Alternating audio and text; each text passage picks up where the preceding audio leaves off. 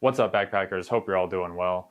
Are you just getting into backpacking and wondering why some cook systems out there cost between $100 and $200 just to boil water? Well, I'm here to tell you after a lot of research and trying out a couple different products that you do not need to spend that much money to get a really high quality cook system. Today, we're diving into the FireMaple Petrel Ultralight Pot combined with their Greenpeak stove, a compact and versatile cook system that comes in at only $50. In this video, I'll be going over design, performance, and whether or not it's worth adding to your gear setup based on my experience with it. Now, just a reminder, this video is a part of a series where I'm going through every piece of gear that you need to get out on the trail for under $500, so make sure to check out the rest of the videos in this playlist if you're looking for some other great budget gear options. But without further ado, let's dive in. The Petrel pot has a 600 milliliter capacity and weighs just 8.7 ounces, including the stove, making it a great option even for ultralight backpackers. The pot itself is made from aluminum, which keeps it lightweight but durable, and it has a piezo igniter on it, which is great because you technically don't need a lighter. However, I would still recommend bringing one as a backup. The pot is large enough to store everything that you need inside of it, including this 100-gram fuel canister, the FireMaple Greenpeak stove, with enough room left over for my little sponge so that we can clean up everything afterwards. Then you just throw on the lid, and then the locking handle here does a great job at keeping everything nice and contained inside your bag so that nothing falls out. Then when you get to camp and you're ready to start cooking, just go ahead and squeeze that handle again, fold it out, and you're ready to go. And the lid here has these 3 little slits on it, which means that you can see the steam coming out when the water is boiling, and you can use it to strain some extra water if needed. The Greenpeak stove also comes with this O-ring attached to it, which I haven't seen on too many stoves, but it's great when you're attaching it to the fuel canister because it makes it a great seal so you're not wasting any fuel. As you can see, I just attached that and absolutely no fuel leaked out, which is great. And then you just pop up the little prongs on the Greenpeak stove here, and then your pot fits perfectly inside of those prongs, as long as you line them up correctly.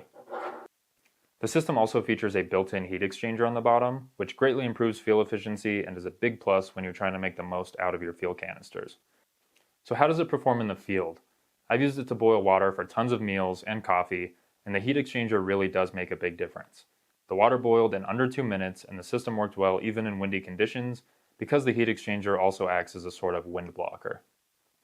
The pot typically boils enough water for 1 dehydrated meal and 1 hot beverage, which is perfect for me since I'm typically only cooking for myself. However, you may be a bit limited if you are cooking for more than one person.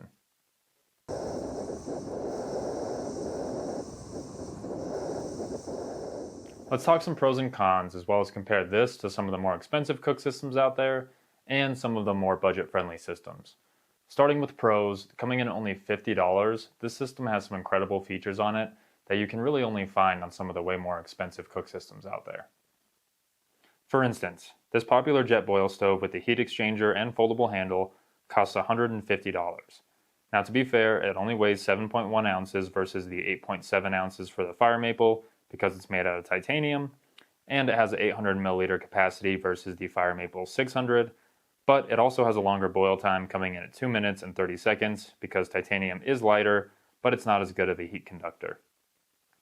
Now, the JetBoil is a great system, but is it worth an extra $100 for 200 milliliters more capacity and being 1.5 ounces lighter? I don't think so. That brings me to pro number 2, which is packability. Very similar to the $150 JetBoil, this pot has the ability to pack everything you need inside of itself, which makes it really easy when you get to camp and bust out your dinner to just take out your pot and know that everything you need is in there ready to go. It's very minimalist and takes up very little space and weight inside your pack. Third pro on the list is boil time. While you do sacrifice the tiniest bit of weight with an aluminum pot, it makes for a really good heat conductor, and that, paired with the built-in heat exchanger, gives you some really impressive boil times that dramatically outperforms anything else I've seen in this price range. So let's compare the FireMaple to this Odoland system that I got here. This is what I started out with, and I picked it up on Amazon for about $35, and I used it for about a year. And I actually really did enjoy this system, and I think it's a great budget-friendly option. However, let's take these both outside and compare some boil times to show you some of the real advantages that the FireMaple provides, only being $15 more. All right, guys, I put 400 milliliters of water in each of these pots. I got my stopwatch here, Let's go ahead and turn on these stoves and compare boil times. We'll start with this one. Give it a little bit of an advantage.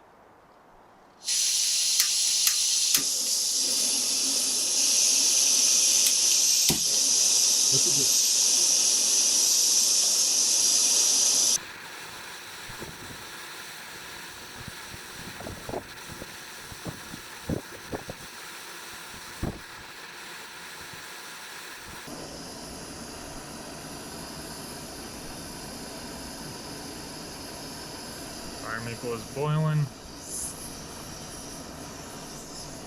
1 minute 40.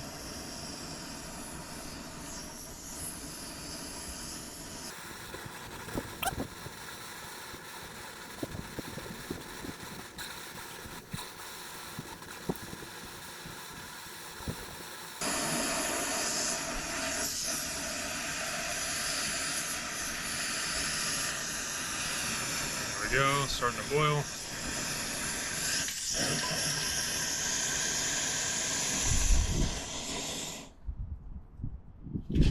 Right about 3 minutes. Okay, so the Otoland took about 3 minutes to boil, and the FireMaple took about 1 minute and 40 seconds, which means it was just barely over half the time as the Otoland. As you can see, for only $15 more, the FireMaple boils water in almost half the time as the Otoland, which just goes to show how amazing of a product this is for its price point. Now let's talk cons, which I really only have two, and one of them actually isn't something that I experienced myself, but it is something that I saw come up a number of times when researching the product. The first con is not having the ability to use this as a community cook system. It boils enough water for 2 dehydrated meals or 1 meal and a hot beverage, which for most people is fine if you're cooking for yourself, but if you're just getting into backpacking and maybe you've got a friend or family member that is getting into it with you, it may be worth just starting out with the cheaper Otoland that has a 1.2 liter capacity. This way you save yourself a little bit of money and it allows for you to share. Make sure that you actually like backpacking before you start investing into things like this. The second con is not something that I experienced myself, but I have seen enough people talk about it that I think it's worth mentioning. Apparently, when the water is boiling, some people have a hard time getting the lid off. They say when the water boils, it kind of creates this suction that makes it really hard to remove the lid. Again, I personally have not had that happen to me, but I've seen enough people talk about it, including Devin at Backcountry Exposure. He made a really good video on this product and kind of dives more into detail on that specific issue, since he was one of the people that it happened to. So I'll link his video in the description below in case you want to check that out. But I've boiled lots of water with this and I've never had an issue with the lid, so I'm not sure if maybe they got a faulty product or if it's something that FireMaple has since resolved, but I thought it was worth bringing up anyways, just in case. So is this cook system worth the money? I think for any solo budget backpacker out there, this system is absolutely unbeatable. It compares right alongside with some of the $150 cook systems out there, and it costs only a third of that. It's lightweight, efficient, and affordable, which is something that most new backpackers are really looking for. That's going to be it for this video, guys. Please like and subscribe if you enjoyed this video and you want to see more like it. Also, drop a comment and let me know what budget-friendly gear items have worked well for you. And if you have any questions on this, or if you want to see any other pieces of gear reviewed in the future. Also, remember to check out the rest of this playlist for everything that you need to start backpacking for under $500. Until then, thanks for watching and happy hiking.